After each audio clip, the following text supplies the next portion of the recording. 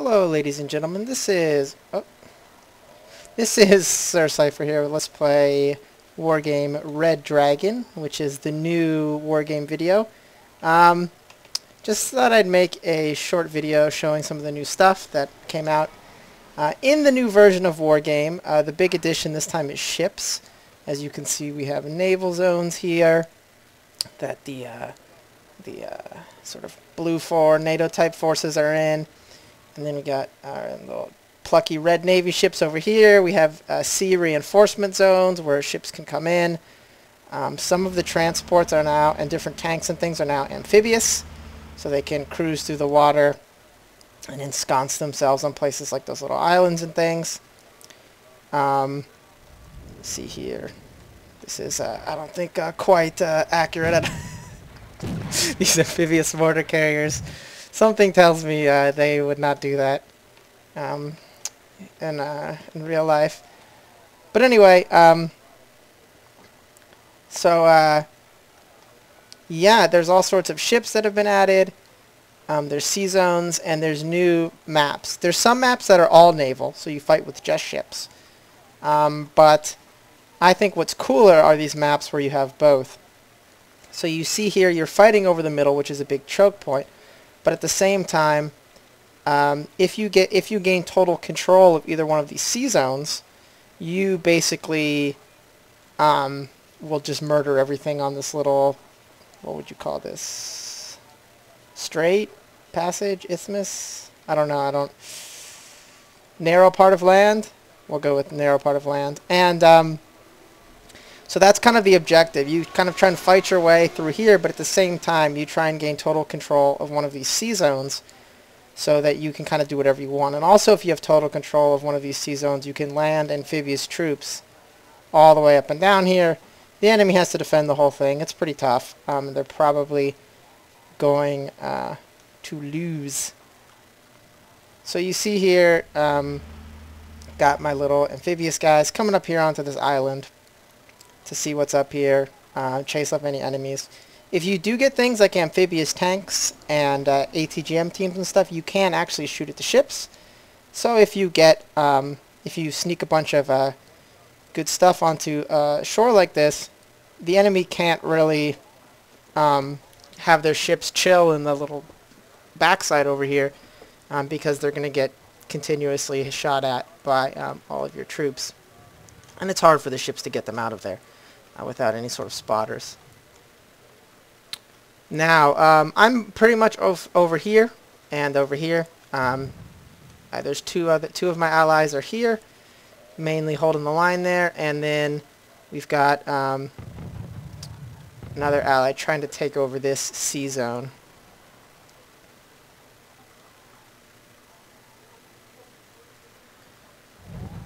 So we've sort of made a plan here that once all of these ships get together, we're going to move over here and attack these guys. Now, there's different, obviously, types of ships, but the new interesting thing about ships is they have defensive weapons and they have close, like, defense weapon systems. So they have things like Gatling guns, Vulcans that'll shoot down enemy missiles coming in, and they'll shoot at other things too, but they primarily shoot at enemy missiles coming in. And then they also have defensive weapons, which are normally longer range. They can shoot at enemy ships and stuff, but they also will target any enemy missiles, any enemy planes, anything like that, they'll shoot. And when you have a whole bunch of ships together, they end up having such like a overlocking carpet of fire that it's really hard for things like missiles and such to get through without getting shot down.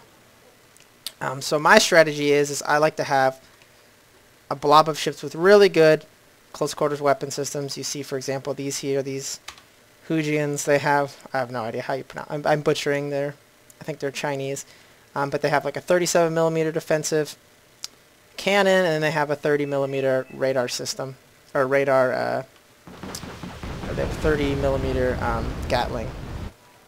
So now my ally's bringing in a capital ship here too. These are the Sovereignities and the Udaloys. They're, I guess you would call them frigates.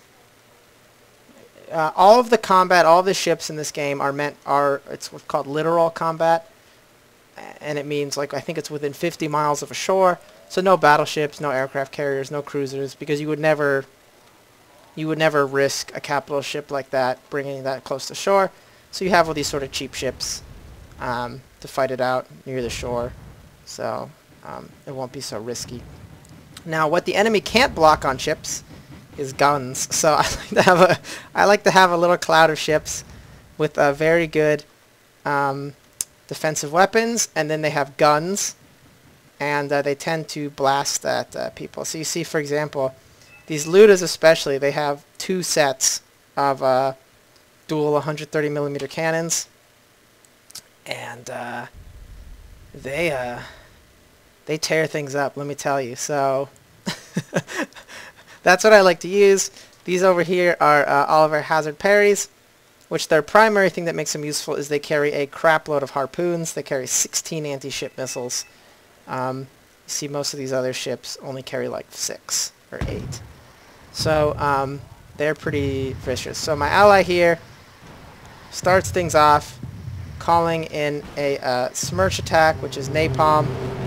Now, it doesn't actually really look that impressive because it's on the ocean, but it still counts as hitting, and it still lowers their morale. So you see here all of these, wherever the hell that Smirch came from, yeah, right here. All of these missiles coming in, disrupting their morale, and then we have all of my ships coming in here with their missiles and guns to blast the crap out of these guys, and then drop some bombs on them too, which aren't that useful against ships in the water, but that's all I got. So you can see here these dual guns on these ships actually are quite vicious, and you can see when enemy missiles come in, you see the little Gatlings come in to take them out. You see the Sovereignty as well has those powerful double cannons, which do a lot of damage. The other reason I like cannons is because they take a long time to run out of ammo, and missiles, they run out very quickly. So I'm moving up these smaller ships because these have good defensive weapons. So you kind of want them ahead of the big ship, so they'll try and intercept missiles before they actually hit anything. And you can see here the enemy has to retreat,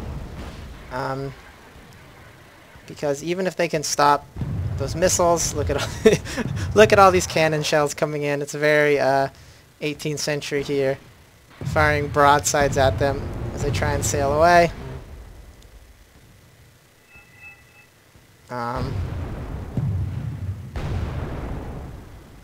The cannons obviously don't do as much damage, but you can shoot a lot more of them, so pushing these guys back. At the same time, my ally's holding on here to this side of the ocean. He's not letting the enemy completely take over. And he has his capital ship here. Not really capital ship, but capital for this game. They're the biggest ships in this game. Over here shelling the shoreline. And the enemy can't really do anything about it, because if they come across this water, if they come across this side of the island, they're going to get murdered by all these ships. So they just have to kind of like sit there and get pounded.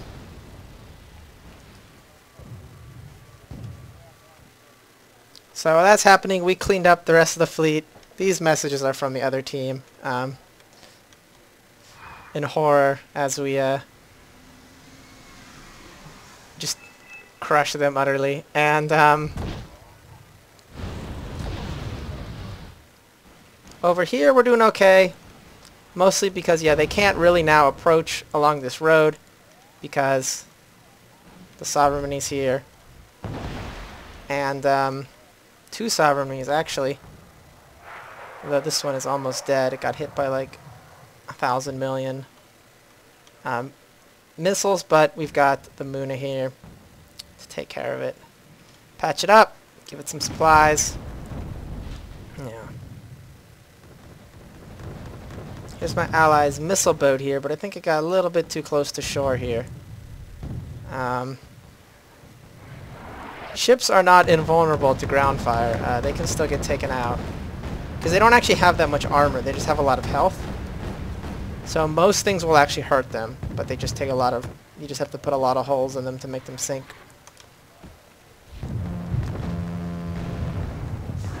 So here we have the last enemy ship of that fleet with that giant. Everybody's dead on the bridge. And you can see now the thing is very Napoleonic here, firing broadsides just into the side of this thing. Can't even miss at that range. Well, that gets taken out.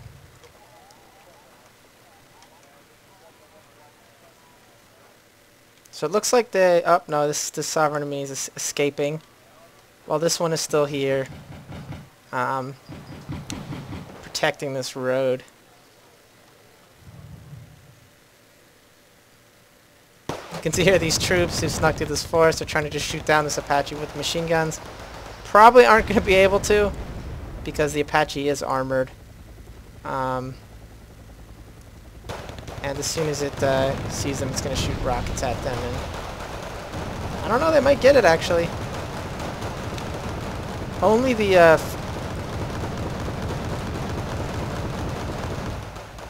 Get out of there, Apache. So one of the guys left the game, I think because he saw the writing on the wall. Because now, even though we don't completely control this ocean, we have ships in this bay. So this whole area is essentially under our control. And then he parked his capital ship over there. And I'm moving my ships back to resupply here from the little supply ship. One thing that's kind of broken, the Russian Navy just has better... There's only two kinds. Each faction only has one kind of supply ship. The Allies... I say Allies, but I really mean like Blue 4, NATO, and Japan, South Korea. They have these LCUs, which carry 10,000 supplies, and you get 4 of them in a stack. So that's...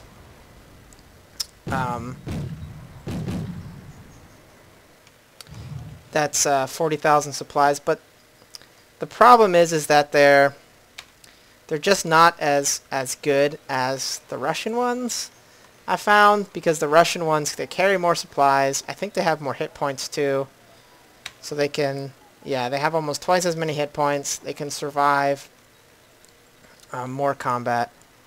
So I'm a bigger fan of the Russian Navy in this game, actually, because you can supply better, and they have more ships with better guns, which I like because, you know, like, guns are cool. Missiles are lame. And so here's my my capital ship, my Udaloy here, which I've been using because it has better defensive weapons, but I think I might switch to the Sovereign just because it has a second gun turret on it.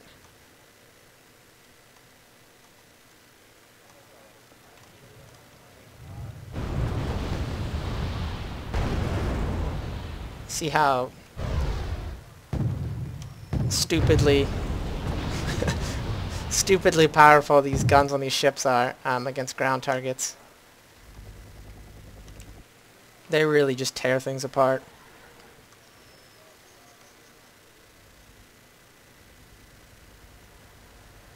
So here we have my Luda coming up.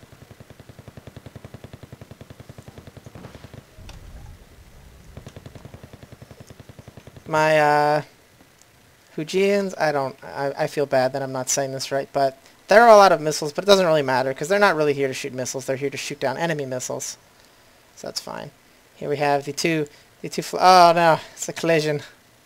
Oh god, the 2 flagships of our fleets there, coming in, and now we can just sail into here and essentially kill everything.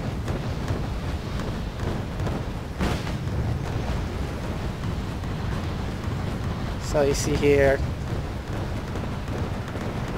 especially these Ludas, because they have the big guns, and then they have these 37mm guns. I think they have 3 of them. So they just tear things apart.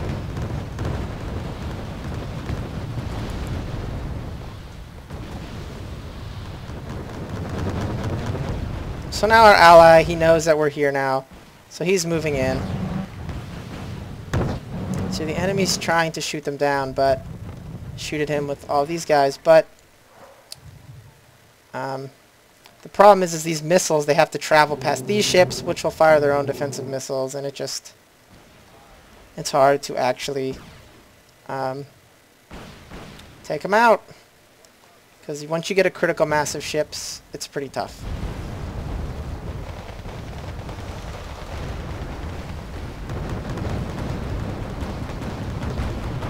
So our ships are taking out the last couple guys here. There's still enemies up on the mountain, but as soon as they get revealed, they get taken out. See here, we got a little amphibious transport here, dropping off a BMP. Let's take this town.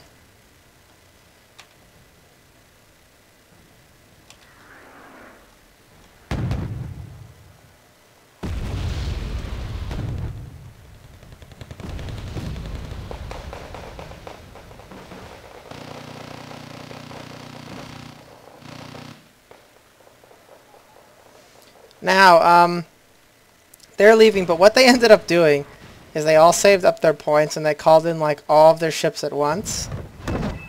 And so you're going to see like a lot of my ships die here, but we already won, so it doesn't really matter too much.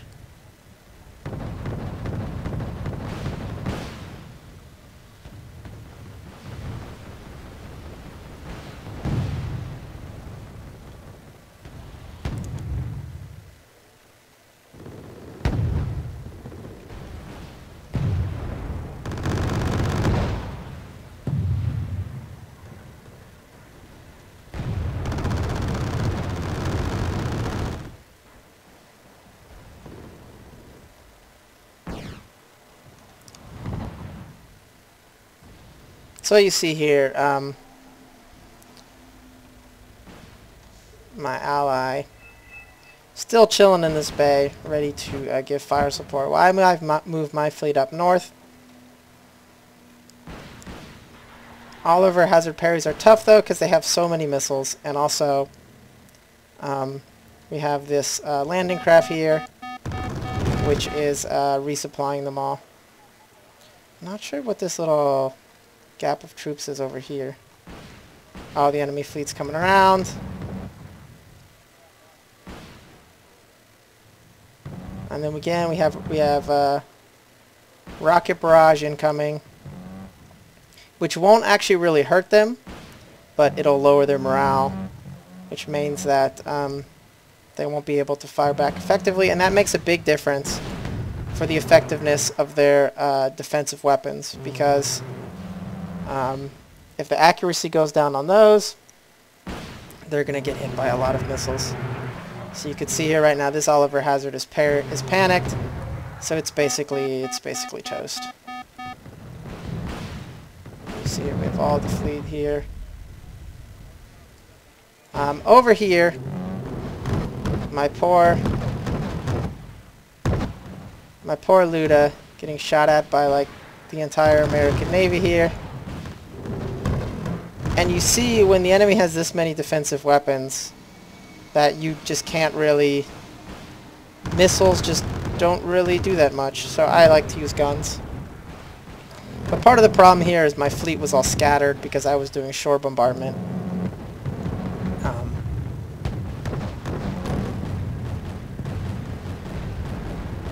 Which is why I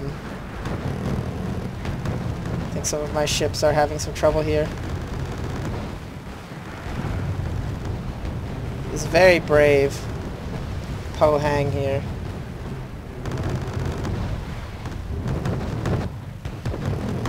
About to get the crap knocked out of it. Or maybe not. But anyway, we've almost won. You see here. We've got the Congo, which is essentially the best. It's the Japanese version of the Arleigh Burke guided missile frigate. I think that's the one it's based off of. And it's pretty much the best Blue Force ship, but There's just too many angry red 4 ships over here. And that one goes down. And now the thing's panicked, so it's not going to be really hitting anything.